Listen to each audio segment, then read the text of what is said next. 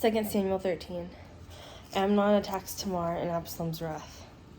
It came to pass after this that Absalom, son of David, had a beautiful sister named Tamar. So Amnon, son of David, fell in love with her. But Amnon was so frustrated that he fell sick because of his sister Tamar, for she was a virgin, and it seemed impossible to Amnon to do anything to her. However, Amnon had a friend named Jonadab, son of Shimeah, David's brother, and Jonadab was a very shrewd man. So he said to him, "Why are you, the king's son, so miserable morning after morning?" "Won't you tell me?" Amnon said. "I'm in love with Tamar, my brother Absalom's sister." So Jonadab said to him, "Lie down in your bed and pretend you are sick. When your father comes to see you, say to him, 'Please let my sister Tamar come to me and give me some bread to eat. Let her prepare the food in my sight, so that I may see it and eat from her hand.'" So Amnon lay down and pretended to be sick. And when the king came to see him, Amnon said to the king, "Please let my sister Tamar come and make me a couple of cakes in front of me, so that I may eat from her hand." Then David sent someone from the house for Tamar, saying, "Go now to your brother Amnon's house and prepare bread for him." So Tamar went to her brother Amnon's house while he was lying down. She took dough, kneaded it, made cakes in front of him, and baked the cakes. Then she took the pan and poured them out in front of him, but he refused to eat. Then Amnon said, "Everyone leave me." So everyone left him. Then Amnon said to Tamar, "Bring the bread into the bedroom, that I may eat from your hand." So Tamar took the cakes she had made and brought them into the bedroom to her brother Amnon.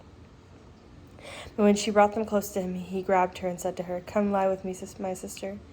"No," she said to him. "Don't, my brother. Don't rape me, for such a thing should never be done in Israel. Don't do this disgraceful deed. Where could I go with my shame? You will be as one of the disgraceful fools in Israel. Now please speak to the king, for he will not withhold me from you."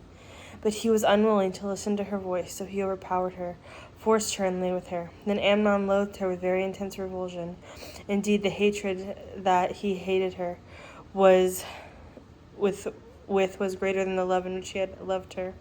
So Amnon said to her, "Get up and get out." But she said to him, "No, sending me away is even greater evil than the one you have already done to me." But again he would not listen to her.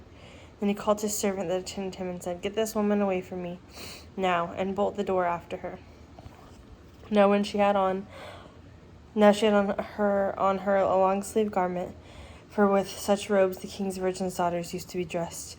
When his attendant took her outside and bolted the door after her, Tamar put ashes on her head and rent her long-sleeved garment that was on her. She laid her hand on her head and was crying aloud as she went away. Then her brother Absalom said to her, "Has Amnon your brother been with you? So now, my sister, keep quiet. He is your brother. Don't take this thing to heart." But Tamar remained desolate in her brother Absalom's house. When King David heard about all these things, he was very angry. Absalom did not say a word to Amnon, neither good nor bad, for Absalom hated Amnon because he had raped his sister Tamar. It came about after 2 full years that Absalom's sheep shearers were at Baal Hazor, which is near Ephraim, and Absalom invited all the king's sons. Then Absalom came to the king and said, "See now, your servant has sheep shearers. Please let the king and his servants come with your servant." But the king said to Absalom, "No, my son, let's not all go. We don't want to be burdensome to you." Though he urged him, he would not go, though he blessed him. Then Absalom said, "If not, then please let my brother Amnon go with us." "Why should he go with you?" the king said to him. But when Absalom pressed him, he let Amnon go with him, along with all the king's sons. Then Absalom commanded his young men, saying, "Now watch Amnon until his heart is merry with wine. When I tell you, strike Amnon and put him to death, have no fear. Isn't it I who commanded you? Be strong, be sons of valor." So Absalom's young men did to Amnon as Absalom had ordered. Then all the king's sons got up, each mounted his mule, and fled. While they were on the way, a report came to David, saying, "Absalom has killed all the king's sons, and not one of them is left." Then the king stood up, rent his clothes, and lay on the ground, and all his courtiers were standing by with their clothes rent. But Jonadab, son of David's brother, Shimeah, said in response, "My lord must not think that they have killed all the young men of the king's sons, for only Amnon has died. For Absalom's mouth this has been determined since the day he raped his sister Tamar. Now therefore my lord and king must not take the report to his heart, thinking that all the king's sons are dead, for only Amnon is dead." Meanwhile Absalom had fled. When the young watchman lifted up his eyes and looked, behold, there were many people coming down the road behind him on the hillside. Then Jonadab said to the king, "The king's sons have just arrived, it's just as your servant had said." As soon as he finished speaking, behold, the king's son arrived. They lifted up their voices and wept, and also the king and all his courtiers wept very bitterly. But Absalom fled and went to Talmai, son of Ammihud, king of Geshur. David mourned for his son every day, for Absalom fled, went to Geshur, and remained there 3 years. Then King David's soul longed to go out to Absalom, for he was comforted about Amnon since he was dead. 2 Samuel 14. Joab brings Absalom to Jerusalem. Now Joab, son of Zeruiah, perceived that the king's heart was on Absalom. So Joab sent word to Tekoa and brought a wise woman from there. He said to her, "Please pretend to be a mourner and put on mourning clothes. Do not anoint yourself with oil, but be like a woman who has been mourning days for the dead. Then go to the king and speak to him these words." Then Joab put the words in her mouth. When the woman of Tekoa spoke to the king, she fell on her face to the ground, bowed down, and said, "Help, O king." "What's the matter with you?" the king said to her. "Truly I am a widow, my husband is dead." She said, "Your handmaid had 2 sons, but the 2 of them fought with each other in the field, where there was no one to separate them. So one struck the other and killed him. Now behold, the whole clan had risen against your handmaid, and said, 'Hand over the one who struck down his brother, so we may put him to death, for the life of his brother whom he slew.' So they will all destroy the heir in anguish my one remaining ember, leaving to my husband neither name nor remnant nor the face of the earth." Then the king said to the woman, "Go to your home, I will issue an order concerning you." The woman of Tekoa said to the king, "My lord the king, let the iniquity be on me and on my father's house, but may the king and his throne be innocent. Whoever speaks to you," the king said, "bring him to me, and he shall not touch you any more." "Please let the king remember Adonai your God," she said, "so the avenger of blood dies, not destroy any more, so they won't destroy my son." "As Adonai lives," he said, "not one hair of your son will fall to the ground." And the woman said, "Please let your handmaid speak a word to my lord the king." "Say on," he said. The woman said, "Why have you devised a situation like this against God's people? For by speaking the word, the king is like the guilty one, by not bringing back the one banished. For we will all surely die and be like water split on the ground that it cannot be gathered up again. Yet God does not take away life, but rather he devises plans so that a banished person may not remain an outcast from him. Now the reason I came to speak this word to my lord the king is because the people have made me afraid. So your handmaid thought, I must speak to the king. Perhaps the king will fulfill requests of his maidservant. Surely the king will hear to deliver his maidservant from the hand of the one who would eliminate both me and my son together out of the inheritance of God." Then your handmaid also thought, "Please let the word of my lord the king bring relief, for like an angel of God, so is my lord the king, to discern good and evil. So may Adonai your God be with you." Then the king answered and said to the woman, "Please do not hide anything from me concerning what I am about to ask you. Please let my lord the king speak." The woman said. Then the king said, "Is the hand of Joab with you in all this?" "As your soul lives, my lord the king," the woman answered, "no one can turn to the right or to the left from anything that my lord the king has spoken. Yes, your servant Joab was the one who commanded me to put all these words into the mouth of your handmaid. Your servant Joab did this thing in order to bring about a change in the situation, but my lord is wise, like the wisdom of an angel of God, to know all that goes on in the land." Then the king said to Joab, "Behold, now I will do this thing. So go, bring the young man Absalom back." Joab fell on his face to the ground, prostrated himself, and blessed the king. Then Joab said, "Today your servant knows that I have found favor in your eyes, my lord the king, since the king had done the word of your servant." So Joab got up, went to Geshur, and brought Absalom to Jerusalem. However, the king said, "He may go directly to his own house, but he may not see my face." So Absalom went directly to his own house and did not see the king's face. Now in all Israel there was none as handsome as Absalom, so highly praised. From the sole of his foot to the crown of his head there was no blemish in him. When he cut the hair of his head at the end of every year, he would cut it because the hair got heavy on him, that he had to cut it. The weight of the hair from his head was 200 shekels by the royal weight. To Absalom were born 3 sons and 1 daughter, whose name was Tamar. She was a beautiful woman. Now Absalom had lived 2 full years in Jerusalem, but he never saw the king's face. Then Absalom sent for Joab in order to send him to the king, but he was unwilling to come to him. So he sent word against a second time, but he still would not come. So he said to his servant, "See, Joab's field is next to mine, and he has barley there. Go and set it on fire." So Absalom's servant set the field on fire. Then Joab arose, came to Absalom in his house, and said to him, "Why have your servant set my field on fire? Look, I sent word to you."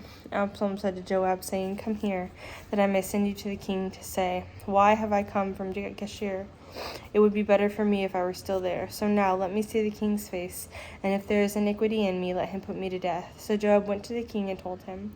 When he summoned Absalom, he came to the king and bowed on his face to the ground before the king, and then the king kissed Absalom. 2 Samuel chapter 15, Absalom's revolt. Now it came about after this that Absalom provided himself with chariot horses and 50 men as runners before him. Absalom used to rise up early and stand beside the road to the city gate. Whenever anyone had a suit to come to the king for justice, then Absalom would call to him and say, "What town are you from?" Should he answer, "Your servant is from one of the tribes of Israel," Absalom would say to him, "See that your claims are good and right, but there is no one assigned to you by the king to hear you." Moreover, Absalom would say, "If I were only appointed a judge in the land, then every man who had a suit or any case would come to me, and I would get him justice." Also, whenever anyone approached to bow to him, he would stretch out his hand, take hold of his hand, and kiss him. So Absalom kept doing this to every one of Israel who came to the king for judgment. Thus Absalom stole the hearts of the people of Israel. At the end of 40 years, Absalom said to the king, "Please let me go to Hebron and pay my vow which I have vowed to Adonai. For your servant vowed a vow which I was still living in Geshur at Aram, saying, 'If Adonai will indeed bring me back to Jerusalem, then I will serve Adonai.'" So the king said to him, "Go in shalom." Then he rose and went to Hebron. But Absalom sent spies to all the tribes of Israel to say, "As soon as you hear the sound of the shofar, then you are to say, 'Absalom has become the king in Hebron.'" The 200 men from Jerusalem went with Absalom, who were invited and were going innocently, knowing nothing about the situation. Also Absalom sent for Ahithophel, the Gilonite, David's counselor from his town Gilo, while he was offering the sacrifices. So the conspiracy gained momentum, for the people following Absalom continued to increase. Then a messenger came to David, saying, "The hearts of the men of Israel are following Absalom." David's exodus from Jerusalem. Then David said to all his officials who were with him in Jerusalem, "Arise and let us flee, or else none of us will escape from Absalom.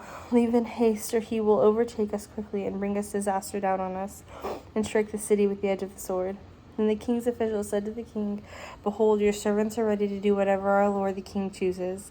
So the king set out, and his entire household followed him. But the king left behind 10 concubines to take care of the palace. As the king went out, and all the people after him, they paused at the last house. All his servants passed on beside him.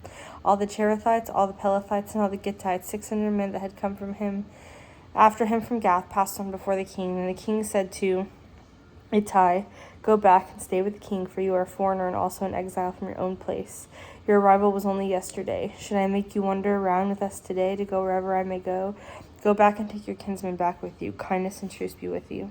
But Ittai answered the king and said, "As Adonai lives and as my lord the king lives, surely in whatever place my lord king will be, whether death or for life, there will also be your servant." So David said to Ittai, "Go on and cross over." So Ittai the Gittite passed on with all his men and all the little children who were with him. While all the country was weeping with a loud voice, all the people were crossing over as the king was crossing over Kidron Valley. So all the people crossed over to the road of wilderness. Then behold, Zadok also came with all the Levites with him, carrying the ark of the covenant of God. They sat down the ark of the covenant. Then Abiathar came up until all the people had passed by out of the city.